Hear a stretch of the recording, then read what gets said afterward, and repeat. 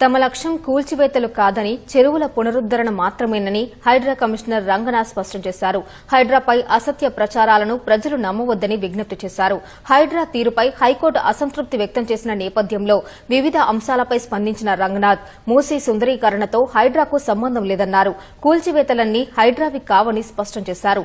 సామాజిక మాధ్యమాల్లో విషయాలు ప్రజలను భయభ్రాంతులకు గురిచేస్తున్నాయన్నారు. హైదరాబాద్ లో ప్రభుత్వ స్థలాలు, చెరువుల పరిరక్షణ, విపత్తుల నిర్వహణ కోసం ప్రభుత్వం ఏర్పాటు చేసిన హైడ్రాపై హైకోర్టు అసంతృప్తి వ్యక్తం చేసింది.